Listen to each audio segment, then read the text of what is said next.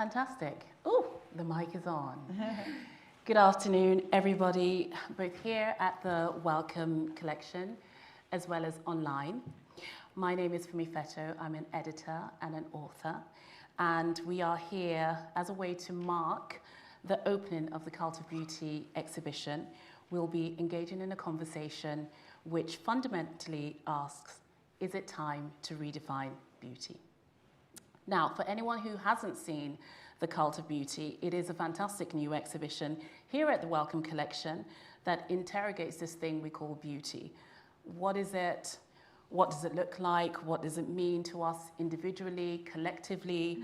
How does history, identity, culture, commerce, politics, power, how do all of those things play into what society's expectation is when it comes to beauty and our sort of relentless pursuit of it? These are some of the ideas that we'll be exploring this afternoon. Now, before I introduce my wonderful panel, there are a few housekeeping notes. I mean, this is like the basic but boring but necessary bits. So after our conversation, which will go on till 4:15, there'll be book signings and there'll be light refreshments in Williams Lounge, which is next door. Before that, we'd love to hear your questions once we have our conversation here. For those in the audience, please do wait for the mic to come around so that those who are online, as well as our BSL interpreters, can hear you well. For those who are joining online, we have a digital moderator, and you can use the chat for questions or comments. My final point is an important one. We're really keen to have a really inclusive conversation that is open and honest, which means that we might also come against some challenging thoughts and thought-provoking thoughts as well. But nevertheless, we want this to be joyful, we want it to be uplifting, we want it to be kind, and we always want it to be respectful. So please do keep that in mind when you're putting forward any questions and any comments. So without further ado, I'm going to introduce my incredible panel. Let's start from the end. Ebony. Ebony Rose Dark is a VIP, a very important person, yes, but it also means she is a visually impaired person who is a dance, performance, and cabaret artist. She's one of the sitters in the David McAlmont film, Permissible Beauty, and that is shown in the exhibition. And it's a film that's set within stately homes around the UK, responding to the absence of queer visibility in British national history. Next to Ebony is Jennifer. Jennifer Ling Datchuk is a Chinese-American artist. Her contribution to the exhibition is We Climb. I don't know if that's on the screen yet, but if you haven't seen this, you have to see it. It's really beautiful.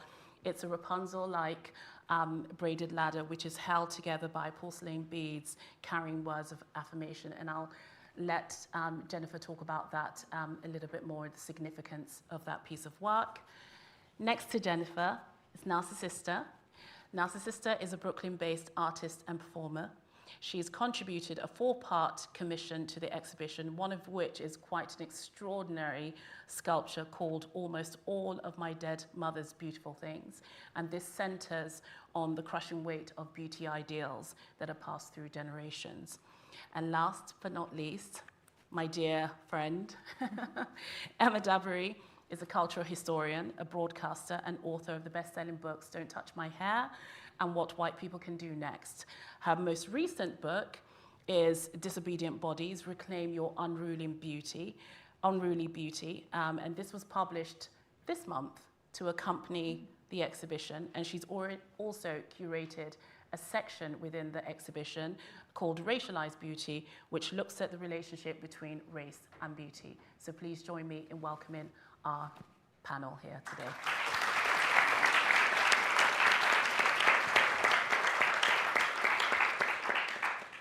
So to kick off the conversation, I want to start at the beginning. So the origins of beauty, I want to look at that, sort of the personal as well as a historical. And I'm going to start with you, Emma. So as a cultural historian, I'd love you to share how beauty ideals as we know it came to be. And I know that's quite a big question. So, that's huge. So just a summary. A potted history.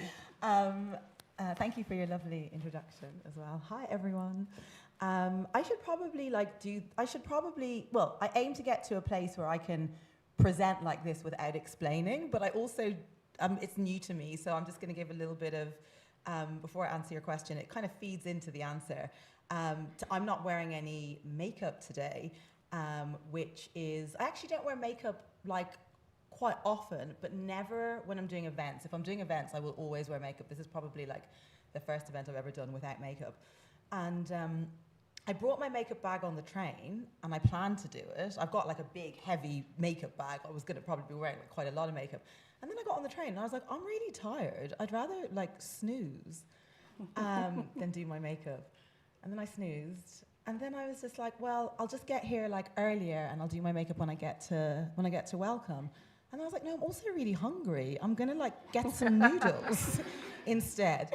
So then there wasn't time to do my makeup. And I was just like, it really fed into like what I'm writing about in the book. So I'm someone that loves makeup. And so even though I'm looking at, beauty and makeup with this critical lens, I'm writing from the perspective of somebody who's into it.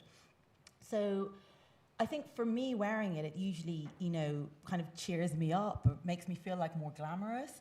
But I really just couldn't be fucked today. And I was like, let me just... You're allowed to swear. Oh, I'm so sorry. This is cultural differences. I come from a place where people swear much more than they do here. It's just casual. Anyway, so I just wanted to talk about that. I'm realizing this answer is going on a bit too long, but I would like to talk about makeup more. In terms of where our beauty ideals come from, so we are told that there are certain things that are just universal and foundational truths, and that's actually just not the case. Like a lot of things that we are taught are universal and foundational truths are very, very culturally specific. And maybe they've been imposed all over the world and are now global, but they haven't consistently always been that way. One of the things I found like most fascinating that I wrote about in Disobedient Bodies was this concept of ocular centricism. So we imagine beauty, or we understand beauty as something that is visible, is a physical, visible characteristic. And we're taught that's just the kind of way of the world. When I was researching the book, previously I came across this concept of ocular centricism, which means like the privileging of sight as a sense. And in Western culture, historically, sight has been seen as like the noblest sense. So we believe that we can look at something, we're told we shouldn't do this, but we believe that we can look at something and make a value judgment about it based on its appearance, or we can know it based on its appearance. And there are many cultures, and even if this isn't the case today, like historically, there have been many cultures that actually sight wasn't the primary sense that was privileged.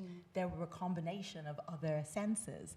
So I was really fascinated by what impact that would have on understandings of beauty in cultures where, sight wasn't kind of like the primary sense. So I looked at, there's quite a lot, well not a lot, but there's research that's been done on that with the Yoruba, which is both of our ethnic group in Nigeria.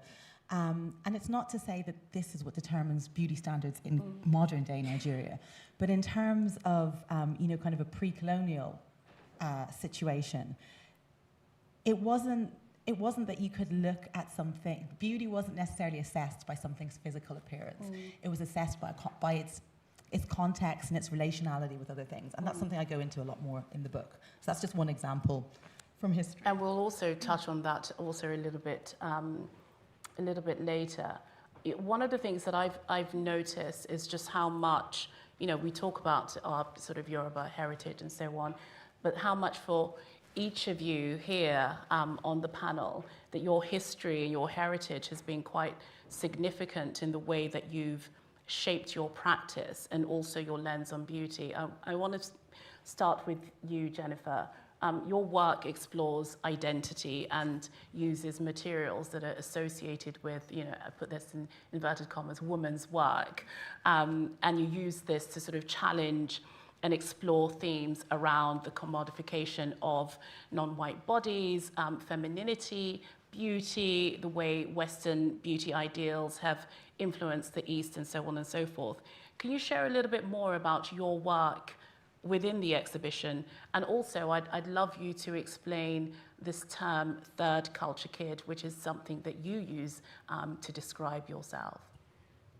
Yeah, I think using the term third culture gives me a phrase to express being someone who is half or both, and that how my identity can be the multiplication and division of itself, and that I have to often tell my whole life story to quantify my practice. So I would love to also get to the point where I didn't have to explain everything all the time, but I'm the daughter of an immigrant from mainland China. My father is white and navigates the world so easily as white. My mother is classified as brown, and I have been often told that I am nearly yellow. And so I always live with this juxtaposition of like, my full cousins are often asked, where are you from?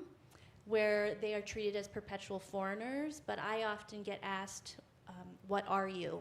And they treat me as an object to be authenticated.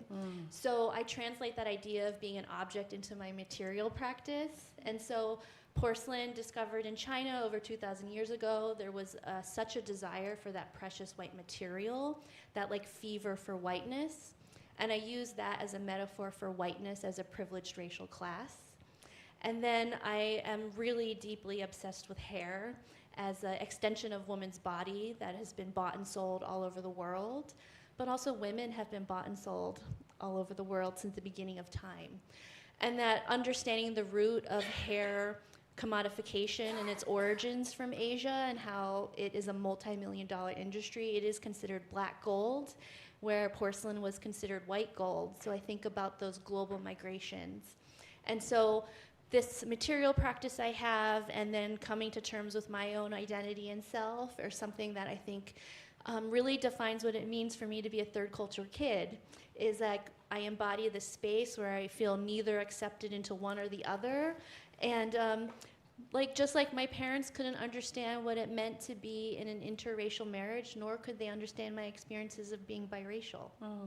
But I also think so many of us embody a third culture experience. No, absolutely. Thank you for that. Narcissister, I wanted to move on to you. You've spoken about your culture in the past. Your mother is Moroccan Jew and your father's African American, and you've used your practice to explore topics and cultures that you find oppressive, be it around race or beauty ideals, with the aim of, and this is in your words, of complicating it in order to tear it down. You tend to do this wearing a mask, and you tend to do this in a sexually explicit manner, and intentionally so. Why is this? Why the mask, or why? Yeah, like the way in which you conduct your practice and basically make statements around these issues that you find oppressive. Yeah. I'm interested to know, and I'm sure the audience would love to know, where the mask sort of fits into that, and in terms of how you send this message out as an artist. There's so many different angles that I could approach that question from. I'll start with one, which is that I, in terms of cultures that have impacted my notions of beauty, I grew up in Southern California, and it was sort of, I've spoken about this before, prototypical Southern California ideals of beauty, so blonde hair, conventionally beautiful people. The town that I grew up in was very wealthy. My family was not wealthy, but my father was a professor at the university there, so we were there.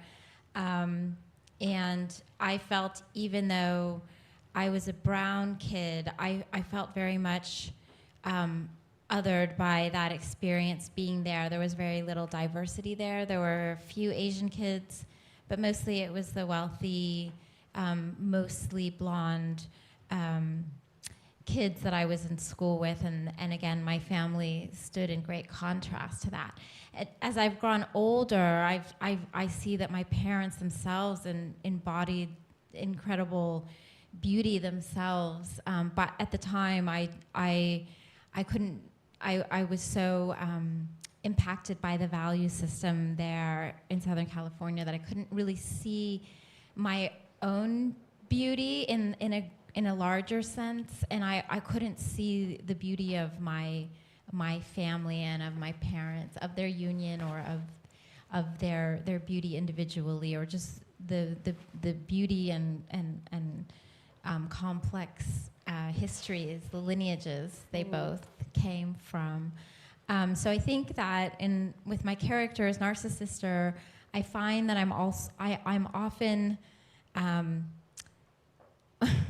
wearing blonde wigs and playing the role of this woman, trying to capture this beauty that was, again, unavailable to me or elusive to me or impossible for me as a child. And in embodying these women that I wanted to be when I was younger, and doing it with control. So it's in my hands now. I can put on a blonde wig. I can change the shape of my body. I change the shape of my face, obviously, with this mask. And then I have the control to poke fun at it, to subvert it, to tear it off, decide to put it back on, decide to tear it off again. There's so much control in that, and freedom of escaping sort of who I am at times, and becoming these other people. And again, I feel like these are older traumas from when I was young. I think I've done a lot of work to embrace, again, who I am and what I come from, and I think that doing this work as Narcissister has been part of that, of realizing that beauty is a construct and it is a costume, and basically what we have much more deeply inside of us, our essence, that's really where the gold is, that's really where the beauty is, and really the rest is surface, and it will fall away, it will sag, it will change, and eventually will die. And so I'm more interested in deeper notions of what beauty can be and what is that essence that is beautiful in each of us. Do you find that the anonymity of the mask has, in some ways, sort of liberated you from these beauty ideals? Either the beauty ideals that you talk about within your work that came from your mother, or the beauty ideals that society imposes on us? I think the mask has been so liberating and has allowed me to say so much more about my beliefs, my experiences, or how I perceive the world than I would have without it. I really, this project would be impossible without this mask. I had never had any interest in performing as myself. I think that it's a quite fine line using oneself in one's work as an artist. It so easily falls for me into the category of narcissism, and this project aims to critique the narcissism, the simple narcissism that's so prevalent in our society. So I don't think that I could do this work as myself and transcend it just being about me, and again, sort of a more simple narcissistic exercise about me as Isabel. Yes, sure. Thank you for that. Could I just say something really Yes, quickly? I'll be yes. super quick. What you were saying about the essence rather than the shallow, The aesthetic, yeah. Yeah, is so what I was trying to look for in the book, cultures that actually did privilege the essence rather than the visual, physical beauty. You're both so cool. I mean, of course, masks don't feature, within any of your works. Aside from Narcissister, the others here on the panel, masks don't feature in your work. But I wonder whether there is something in the argument of the pressures of beauty forcing us to put on a mask, even if we don't realize it. Ebony, I'd love to know how all of your own layers and your own identity as someone who's Black, who's queer, who's visually impaired, and we talked a little bit about this earlier, how all of that has informed your sort of sense of beauty. I mean, did you feel that you had to kind of adorn a mask in order to be considered beautiful? And is it important? Was it important? Is it important? I think masks masks are, for me, I mean, I because I'm from a performing arts background, literally I've played around with masks. But in terms of taking that mask off and then putting on like makeup, that's a whole different procedure and feels much better. And in terms of as a performer and using makeup and getting used to that, it can become a bit of a habit. So today, for example, I was going over the title of this panel discussion. I was thinking, okay, we're redefining beauty. So today I'm gonna literally strip it back and, keep things a bit more simple, because I'm not here to kind of shine and dazzle. This is a different space, and I feel it's important to just keep things. I don't want to say the word natural, but organic. I guess I'm not hiding. I do like the feel of makeup on my face, and I love taking it off as well. And in some aspects, I don't think I feel I've needed to like put a mask on to do what I want to do. However,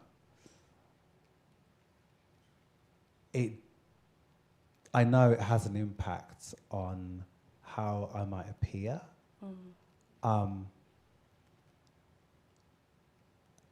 To anyone.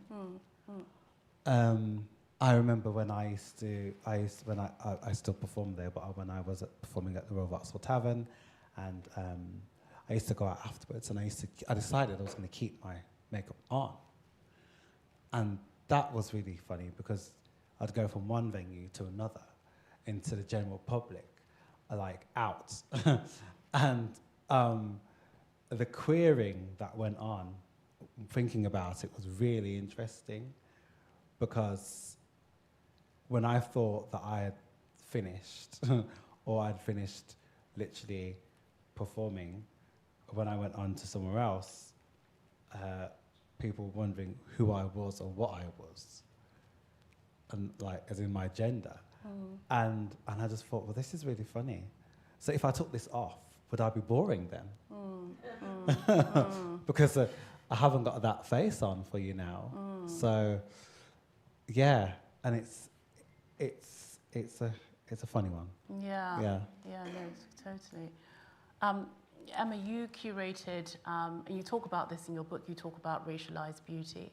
You also curated a section within the exhibition on this. Most people, when they think about racialized beauty, immediately connect that to whiteness or, you know, colorism and so on. But of course, it goes beyond that. I'd love you to explain a little bit about it. Yeah, so racialized whiteness and the beauty standards that were kind of constructed around it to the exclusion of others.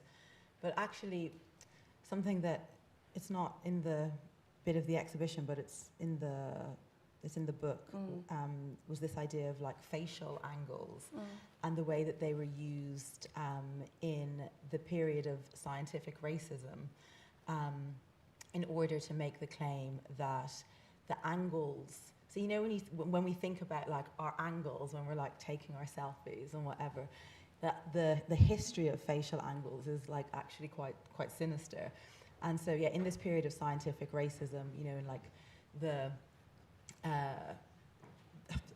they were trying to say racism was invented with race in race as we understand it today, with the idea of like a black and a white race. In the 1600s, I'm not going to go too deep into that, but by the kind of by the 19th century, 20th century, during the period of kind of British colonialism, they're trying to use science to shore up racism. So there's all of these pseudosciences that emerged to say that like there's actually scientific evidence to support racism. Facial angles were used. The argument was that the measurements, they were obsessed with like measurements and the measurement, the width and measurement of features and head shapes.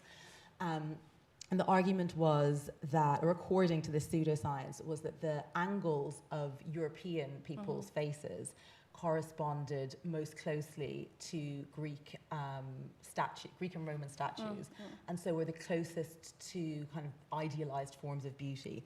And then the measurements of other races' faces corresponded far less to that ideal, and were actually closer to the measurements or the angles of animals, of monkeys and various other non-human species.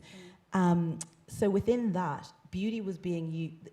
The beauty standard wasn't just being used to. It wasn't just that people were excluded from the beauty standard, but it was actually being excluded from inclusion within humanity. You know, it was part of this process of like dehumanization to justify this period of like kind of huge imperial expansion that was going on. So yeah, that's kind of one aspect of racialized beauty, but I think it's that thing about, so yeah, we talk a lot about complexion at the moment, you know, as we should.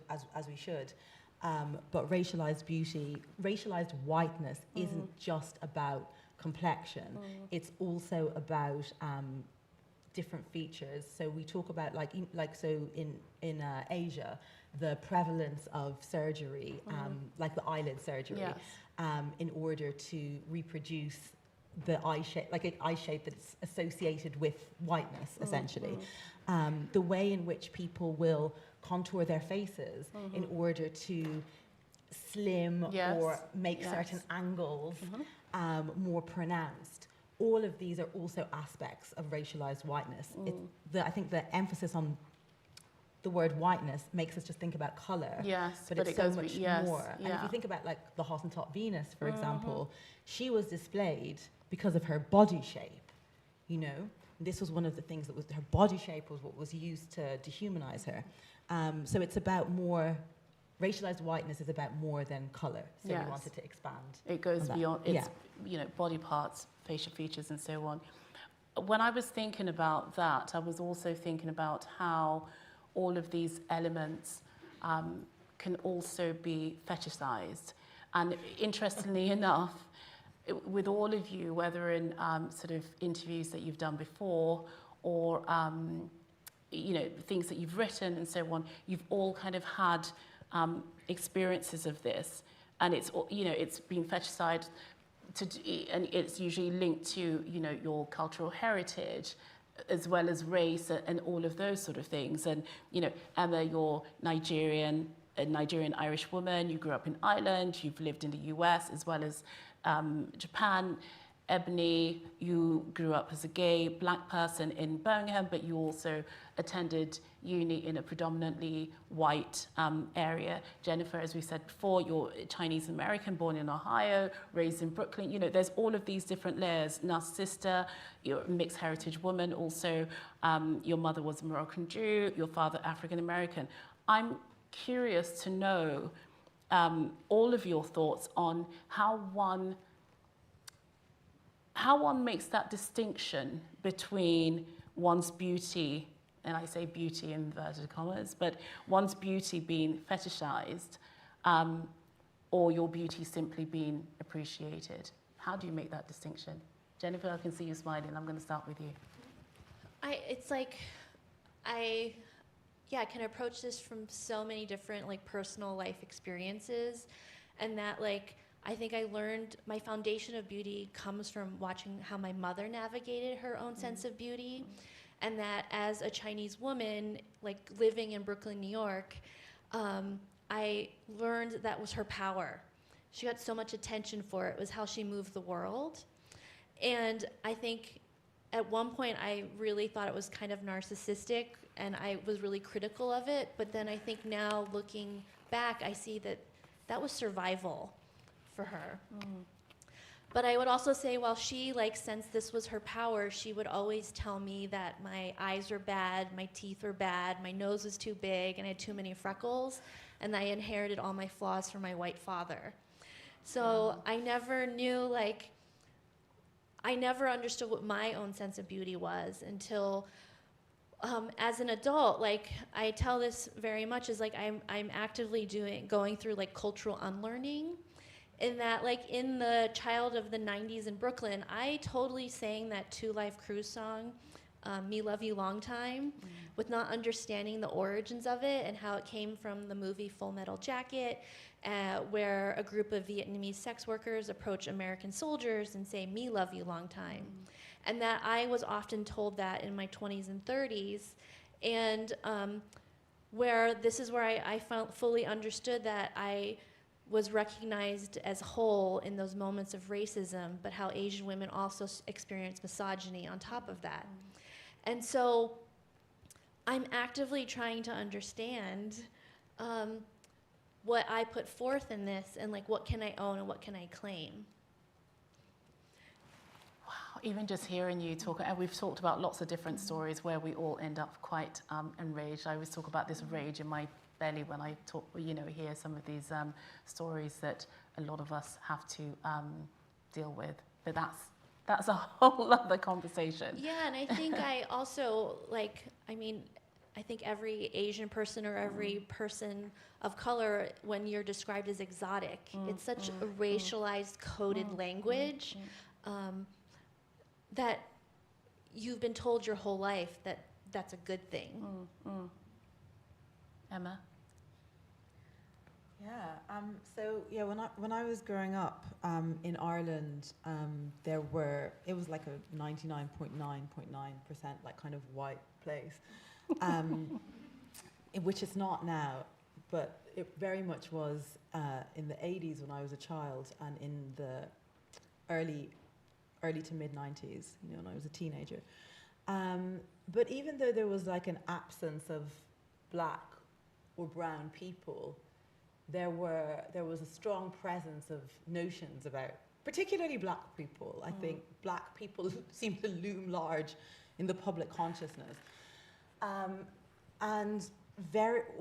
So there were a lot of very negative stereotypes about black people, and a lot had to do with like with sexuality, and there were assumptions about the sexual availability of black women and the licentiousness of black women.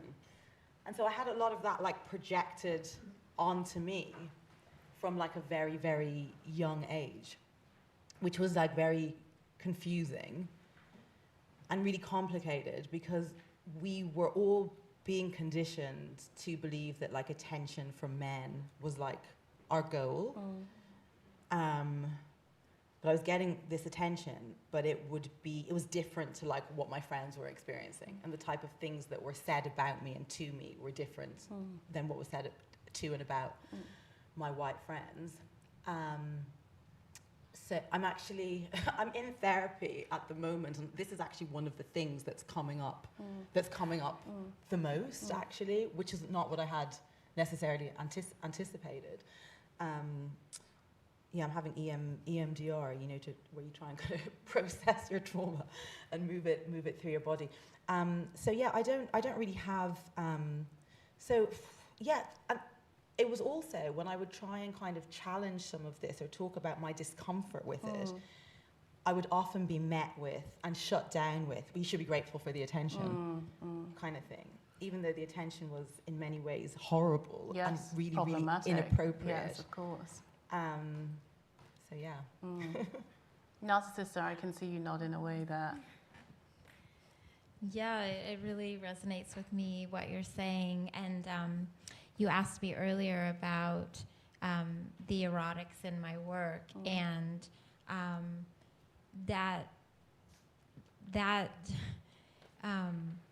that emphasis in my work is so much my attempt or my strategy to take my power back from the kinds of experiences, Emma, that you're describing. That as a brown girl, growing up in Southern California, but I clearly could have had this experience anywhere. I felt so fetishized. It centered around the relationships with men and boys. So as a light-skinned black woman, I had no idea the fetish that would come around that, around my light skin, around the fact that my hair was curly but sort of long, and that my features were those of a mixed kid.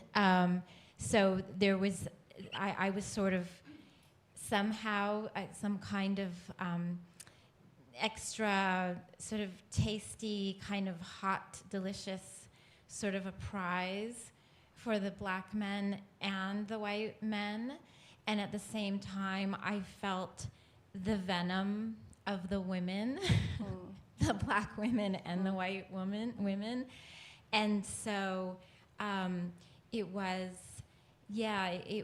challenging to feel the force of that kind of fetishization, and in reenacting it in my work, again, as I spoke before, it's sort of my way of taking that experience and putting it in my own hands, delivering it and serving it up from my own perspective in my own hands. But being fetishized, being eroticized, being objectified, being sexualized from a very young age, and I believe it's because I was brown, is, again, it's one of the original, I don't know what to call it, traumas, or the original pains or the original conflicts that I think have determined so much who I am and the kind of work that I make. There's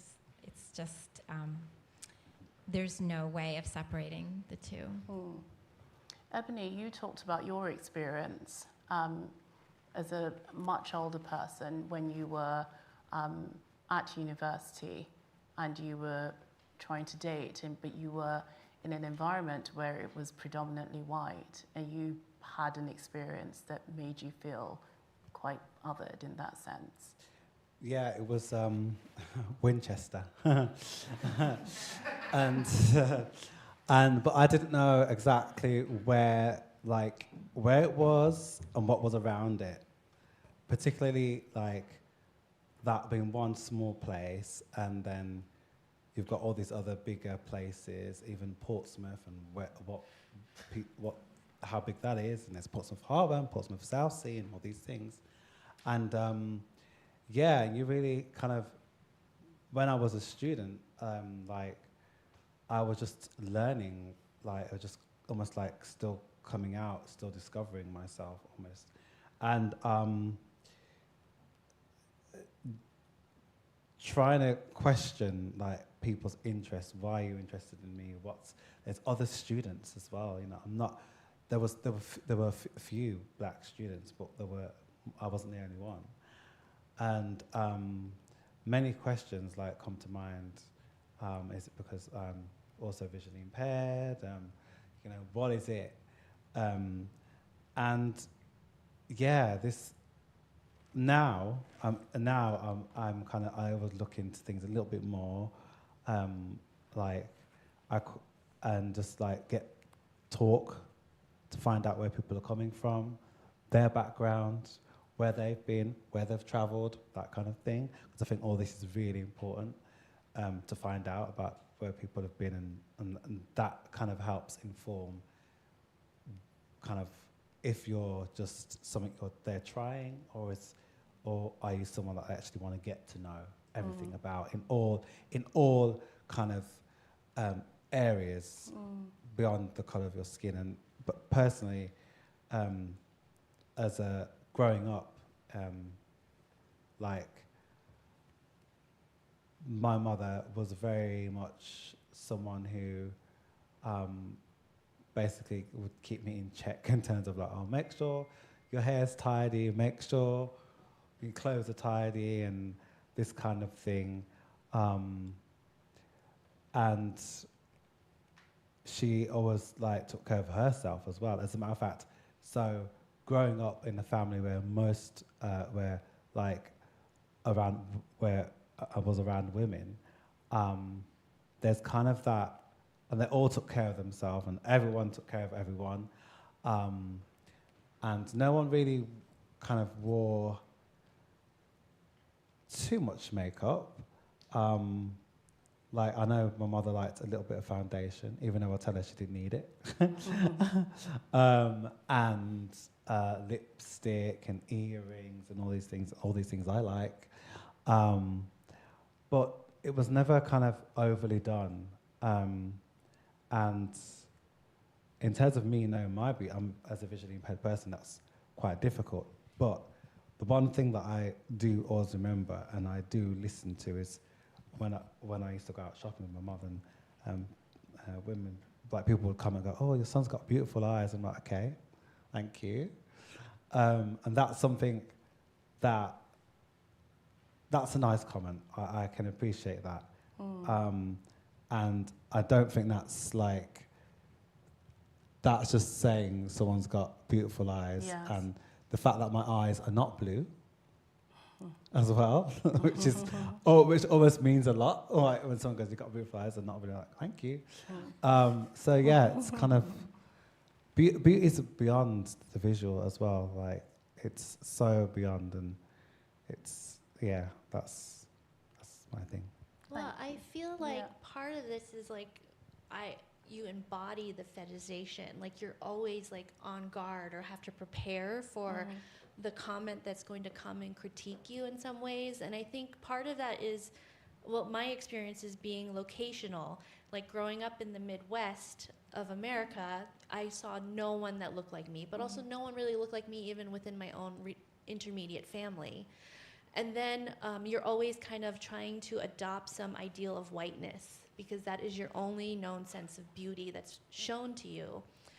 I think when I traveled to China for the first time, I remember walking into a shop and I hear them saying in Mandarin, her eyes look Chinese, but her nose isn't.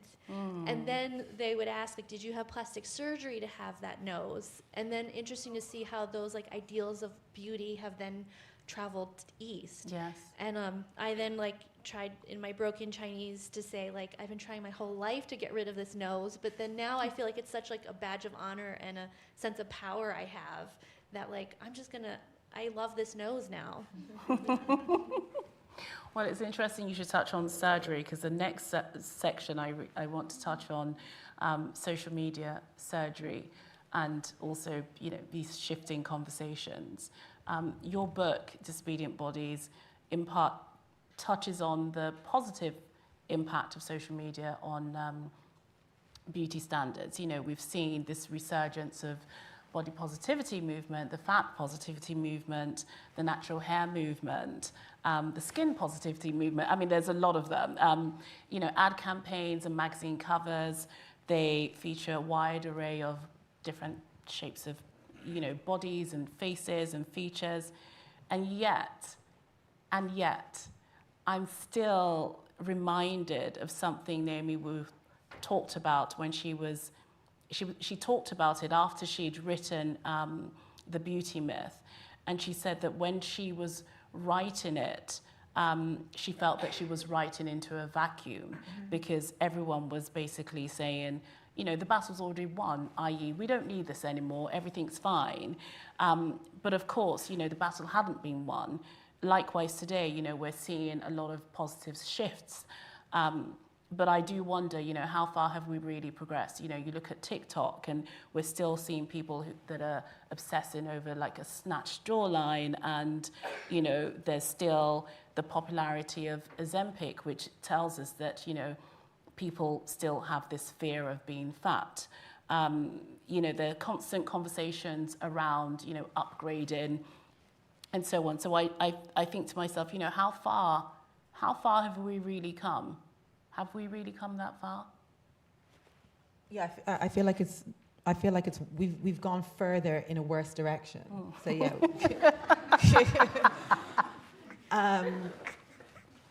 Yeah, so like in the book, I reference that there's been this like representational kind of like revolution that can be placed, that, you know, that can be kind of credited to social media. But if that was the solution, then people wouldn't be under more pressure than they were previously, and they wouldn't feel worse, even worse about themselves, you know? So I think we've got these like beauty standards on speed now, like it's just like totally like turbocharged, and people are like obsessed with their appearances, you know? I think to a higher level than like previous periods. Previous decades. So I feel that one of the things, like one of the arguments I make in the book is that like if the solution was just representational, if the solution we're given is, you know, we just kind of make beauty, we take our current landscape and we just expand it, we just make it more diverse. But if representation was the solution, think about like kind of slim white women with straight hair. They are really well represented and like have been historically. But they don't feel good about themselves either, you know? If representation was the thing that made you feel good about yourself, then they'd be fine. And we'd all be fine. And then they're not fine, you know? Because because they're also being objectified, you know? So I don't want to focus all my attention to just be included in being objectified. I'd rather try and focus my attention on transforming the system in which women are objectified. And also one of the things I write about in Disobedient Bodies is that like in Western discourse historically, there is this, I'm not going to go into it too much now, read the book. There is this deep-seated contempt for the body, and women and racialized people are in Western discourse associated with bodies in the way that like European men are associated with the mind and rationality and like scientific thought and all of that stuff. And then women and racialized people are more embodied. And there's this deep-seated contempt for the body in Western discourse, going back to like Plato.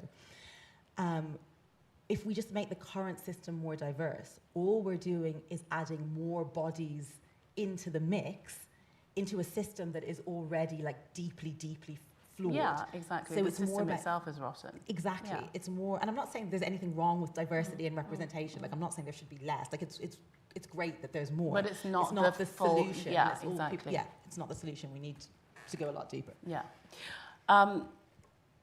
Narcissister, your mask represents, within your work, you know, it represents this sort of thing around, you know, conventional beauty standards. And one of the things that I found interesting when you've talked about your masks and what they are and what they mean, you've said in the past, you've called them fake and fabricated because people rarely look like this. And what I was finding fascinating, just even thinking about, you know, your art and thinking about where we are now in terms of beauty, the fake and the fabricated is what we're looking at. I mean, even just yesterday, I was looking at, you know, someone on social media, and I just thought, I'm sure your face didn't look like that before. Yeah, like, and it's not, it's going beyond just, you know, touching up with a sort of a face app or whatever.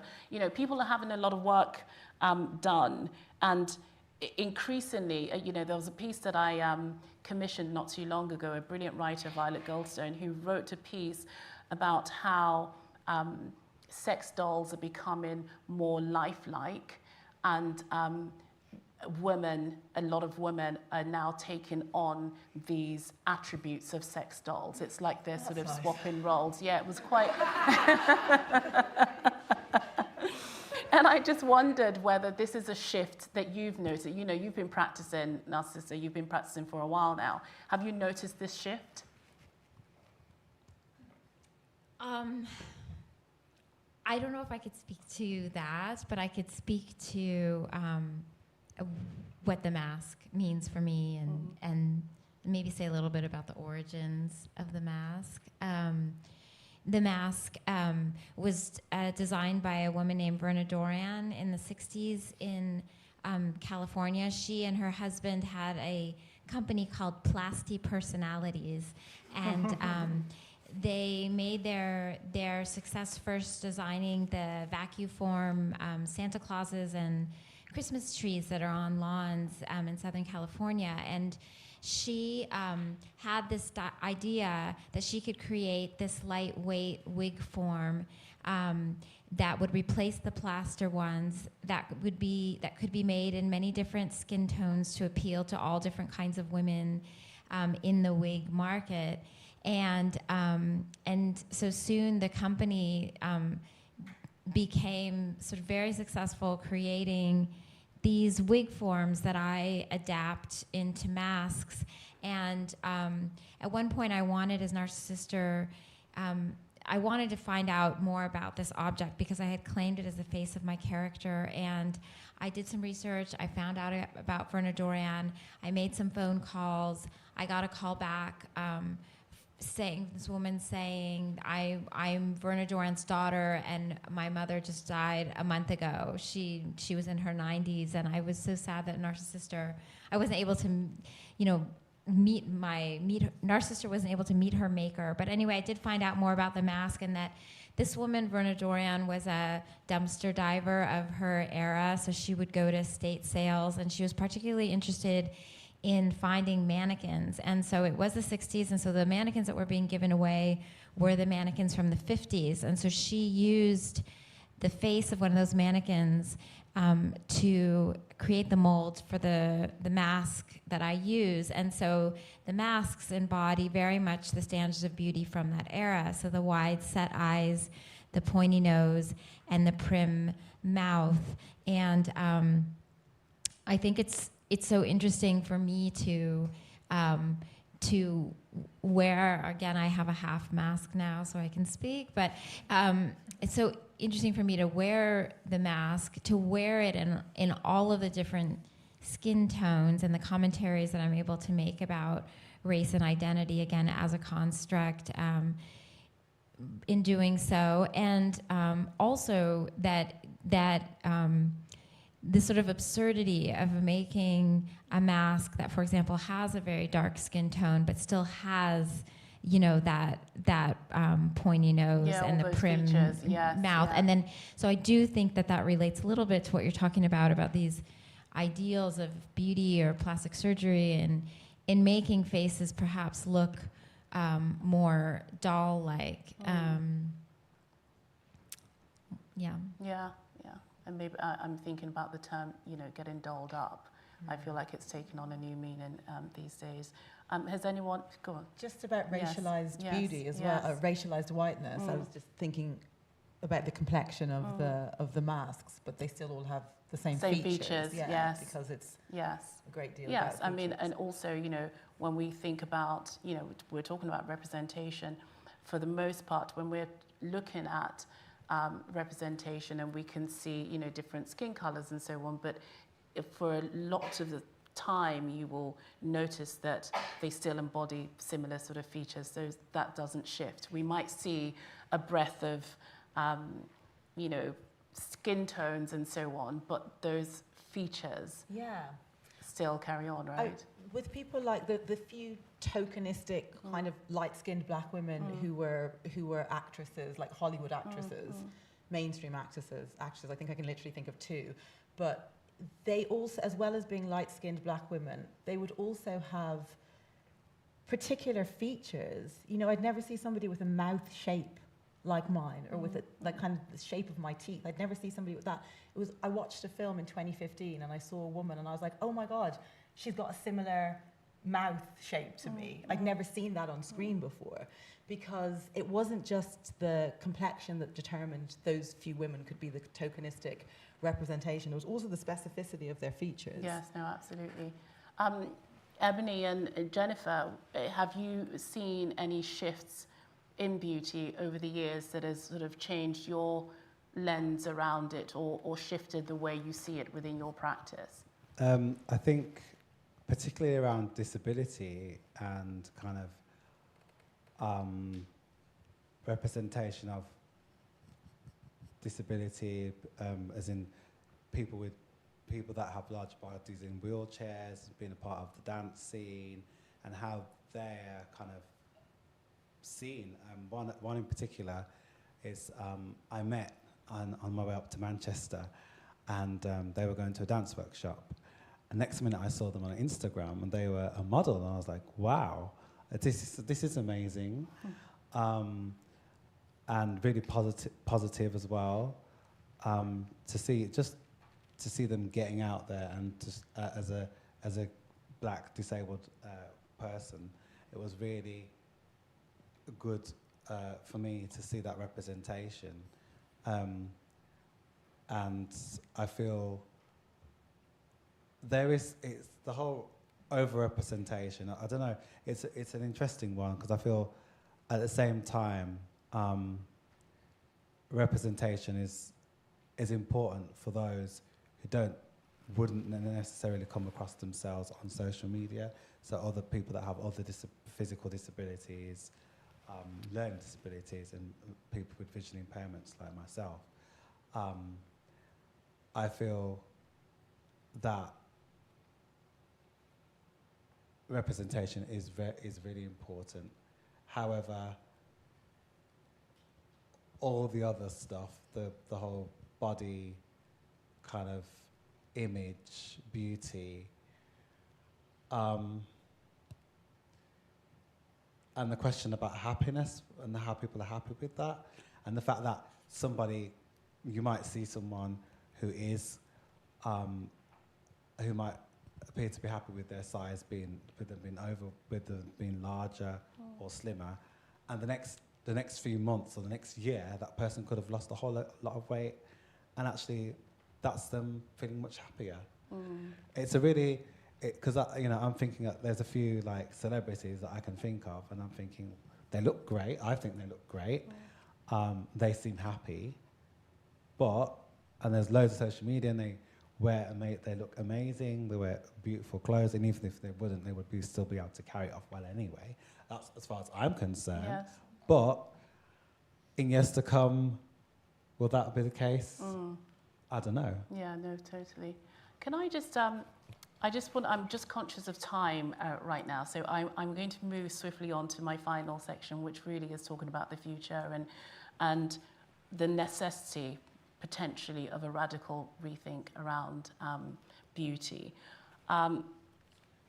How is it that we can, one of the things that you talk about, Emma, and this is for everyone really, you talk about, in the book, you talk about the importance of not having shame or feeling shame for loving beauty and, engaging in it and enjoying it and so on. How do we engage with beautification without being sort of enslaved to it? How do we remove ourselves from the tyranny of beauty? Because there is a tyranny in many ways. How do we separate the two? Sure. Yeah, so... Thanks. Glad you're on it.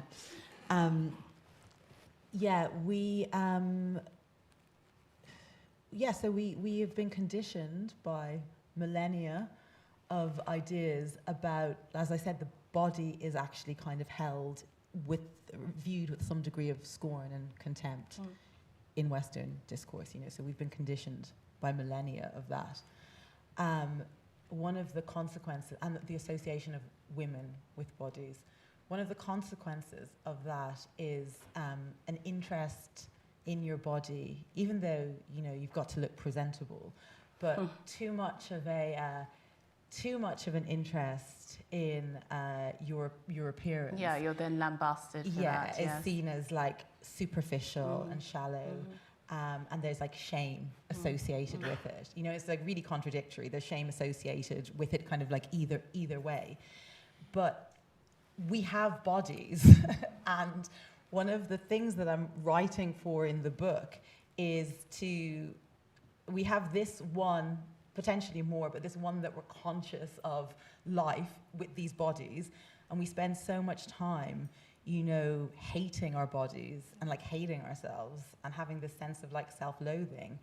And I'm like, to actually enjoy embodiment, one of the ways that we can like revel in our bodies is to, if we wish to, today I didn't wish to, but if we wish to adorn our bodies, to accentuate our features, to transform ourselves, to put oils and creams and perfumes and makeup and whatever we want onto our bodies. We should be able to enjoy those sensory experiences of embodiment.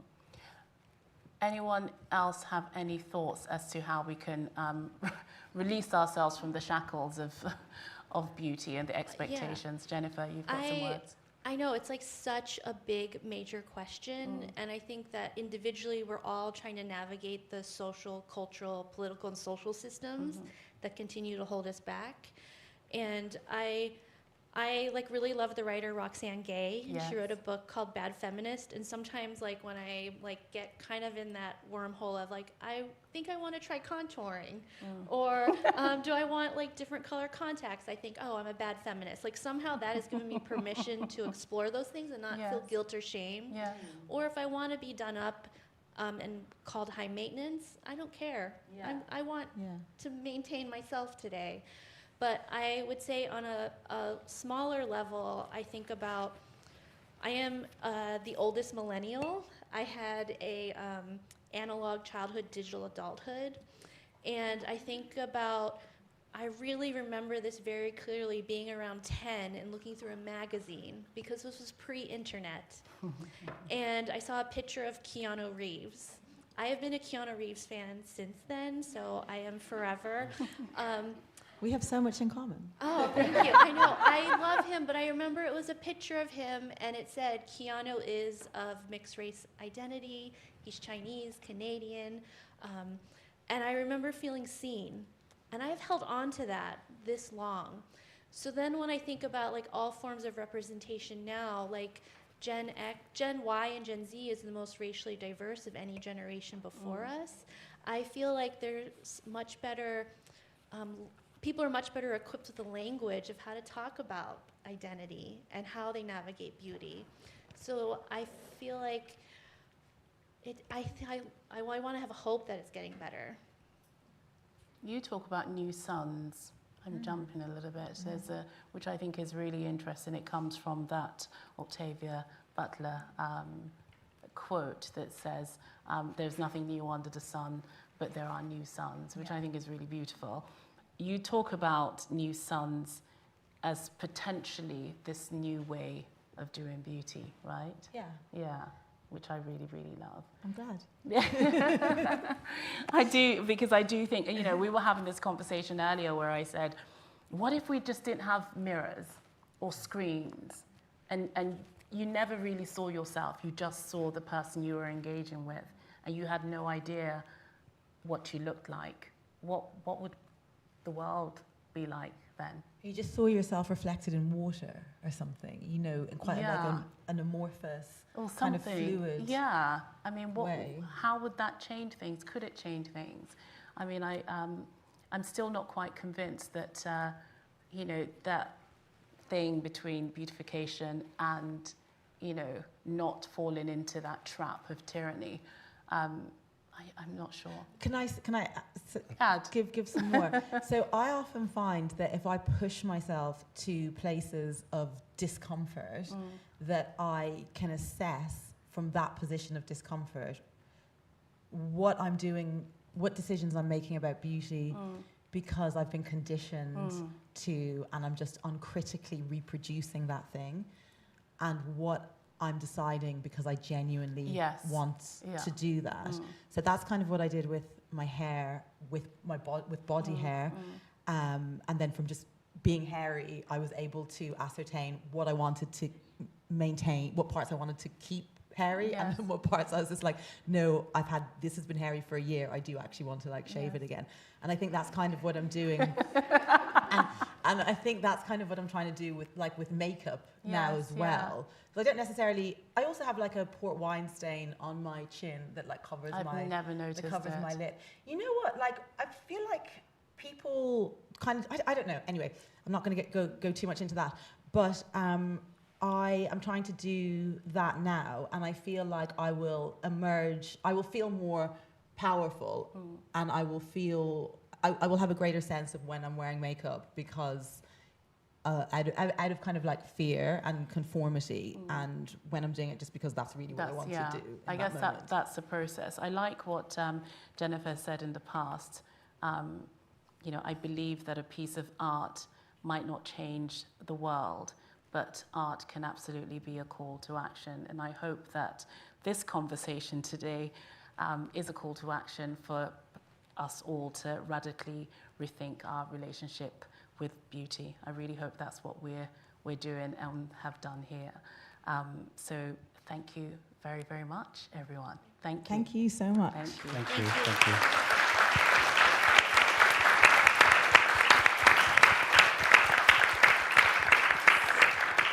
So we are now going to open the floor to questions, and please do wait for mics to come round so that online can pick you up, and also our BSL interpreters can also pick up your comments and questions. Okay, who do we have? There's a gentleman here who put up his hand very quickly.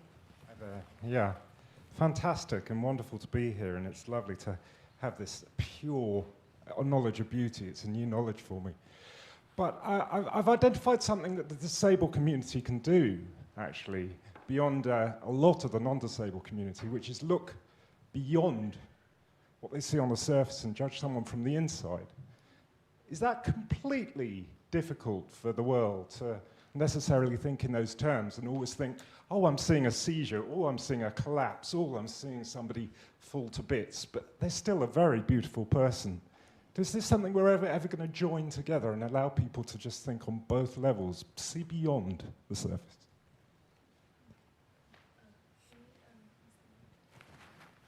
Ebony wants to respond to that. Thank you. Hi, Gillian. Thank you for coming.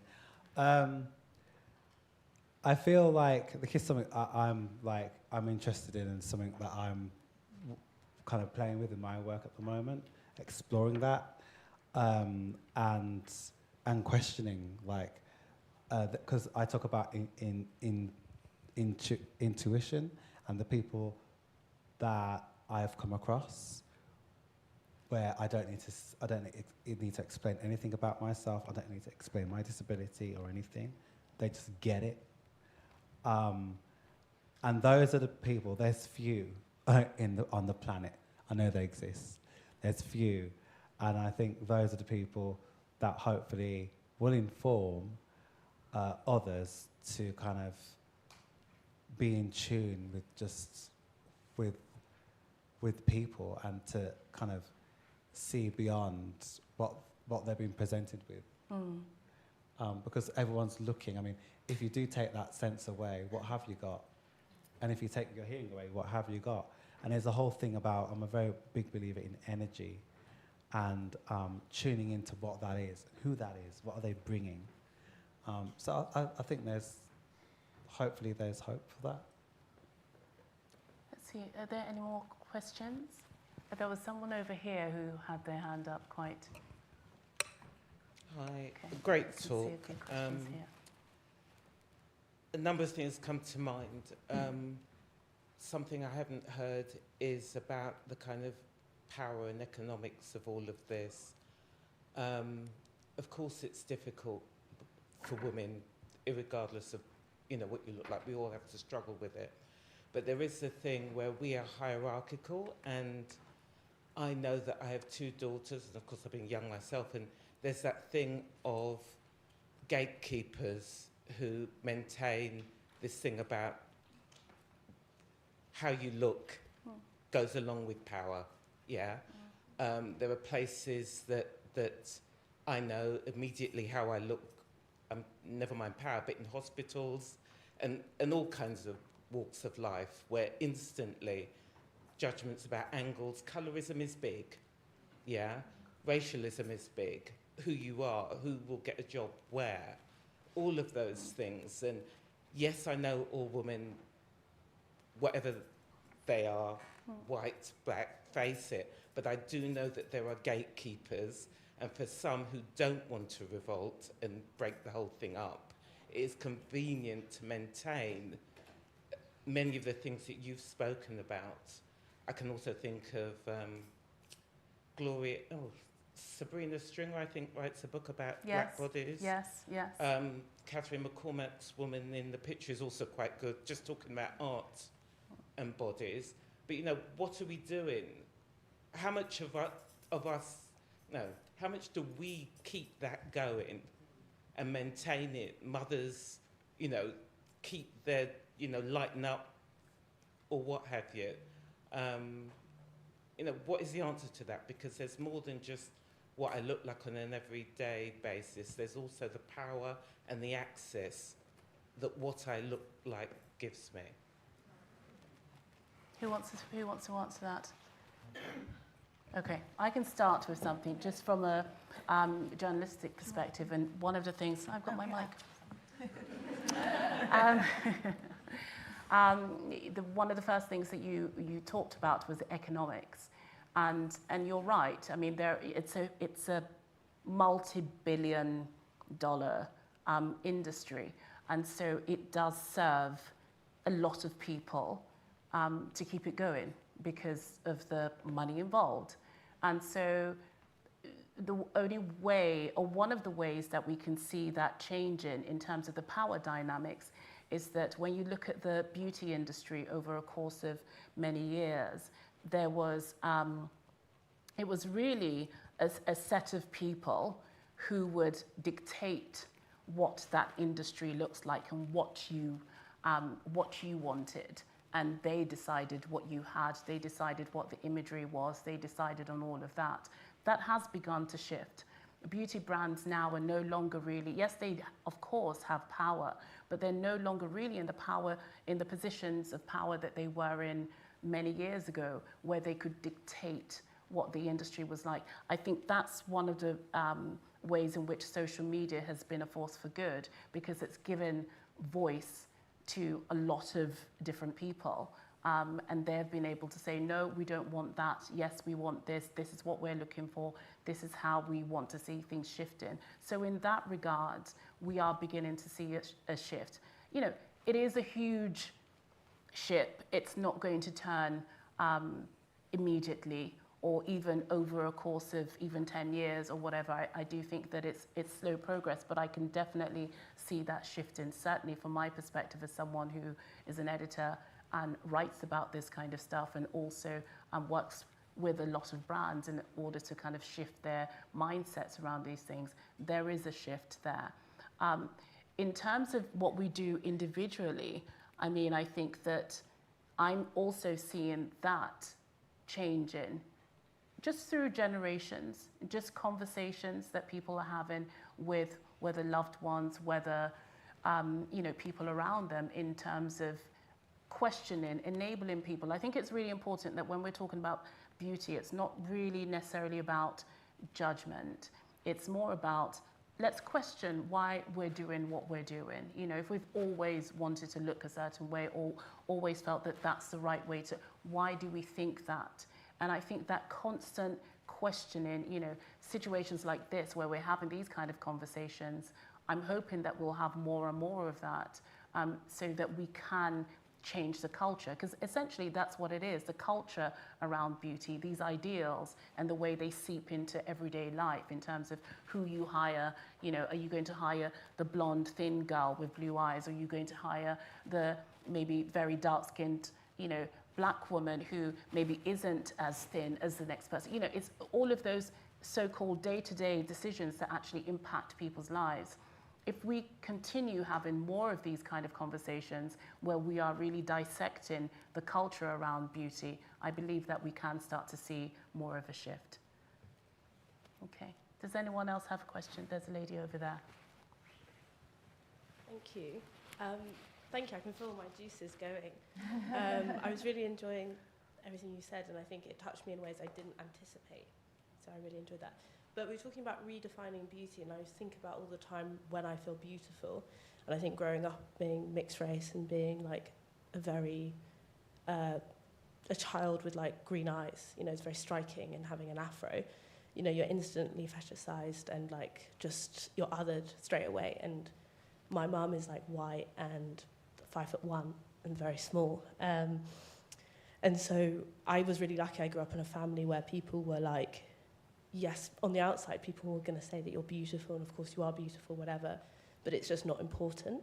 And so much so I always had that kind of relationship and conflict where I knew, or I could understand and appreciate that I was seen as beautiful, but because of my internal walls and my like safe space, that's not how I was like brought up. I was always told, are you smart? You know, are you kind? And that's how I think I've subconsciously internalized beauty, because I look back at the things in my life, and when I feel my kind of unhappiness, it tends to be that comes out in my appearance. Or, you know, as a woman, I think you tend to hurt yourself first before you hurt other people when you're struggling with things. So it's like, I always think when I wear like a shirt at work or something, I feel my most beautiful, or I feel my most like comfortable, and I think it's because I feel confident. And then I have to think about how do I do that in every aspect of my life. And I think it's really important that we take it into the individual and the sort of autonomous nature of beauty and the individualistic, because, you know, when you see other women and you go out and stuff, you know, your first compliment is always, she's so pretty, or you're so beautiful, or whatever. But when someone says something about me like, you're so nice, that is always much more beneficial. And I think it's those interactions, or I loved what you're wearing because of the colours or whatever. And it's like, I think that's where our power comes back. So yeah, I just wanted to talk about what you think about the individual's point of view around beauty. I love that. Does anyone have anything to add to that? We have to wrap it up, actually. We have, can we have one more question? Is there one? There's someone at the back. Sorry, can you raise your hand high so I can see, just over there? And then this will be our final question. But afterwards, you know, there's time to mingle and perhaps speak also to the panelists and in a more individual basis. Hi. It's maybe like a joint question for Narcissister and Emma Dabiri.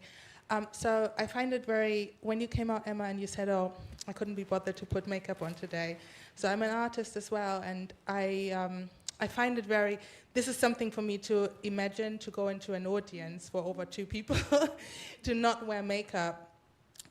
Is something, I want to say brave, but the word brave is also so overused. However, so where I grew up in an all-white area in Germany, and the only picture perfect black woman that was around in that time when I grew up was Naomi Campbell. And obviously, I only saw the perfect pictures in the magazines, edited and in makeup. And this was the only black woman I had access to. And I think coming around as an artist now, as a writer and artist, I I really love makeup because I learned how to enjoy the process of putting it on and what it does to me and what it does for me, because I know when I look a certain way, I get treated a different way than if I would maybe turn up somewhere without makeup.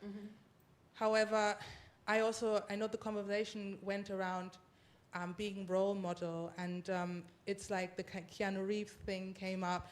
It's like I would have loved to see a black woman without makeup when I was younger, because that would have given me the idea, or would have allowed me to be thinking I could turn up in places without makeup as well and still be a full woman and respected 100% the way I wanted to be respected. So I wanted to, I think question is, if you go into places like these without makeup, do you do this for yourself only to research within you if you still love wearing makeup and it gives you joy?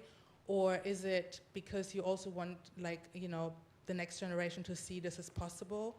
And then with Narcissister, I wanted to know, are you going into spaces without your mask?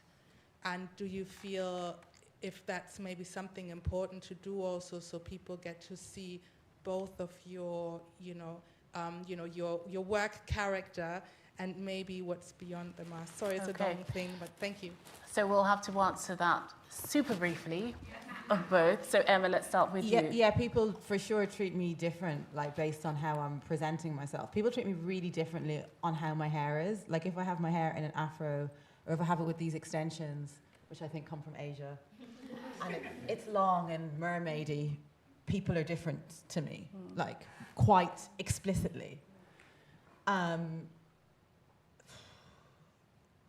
So, yeah, I mean, that's like a fact, okay. In terms of makeup, I feel like the makeup thing is primarily for me, in that I am really trying to like embody the ideas that I'm writing about in the book. And I really, really want to feel comfortable and at peace with myself.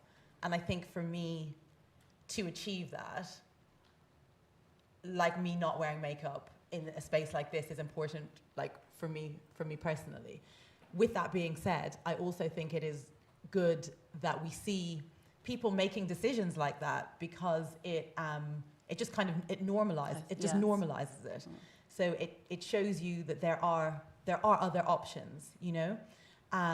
So yeah, like when I saw Pamela Anderson at Fashion Week with no makeup, I was like, that's actually like, that's pretty radical. Like I did a double take when I first saw her, and I was like, oh, what's going on with Pamela Anderson? And I was shocked.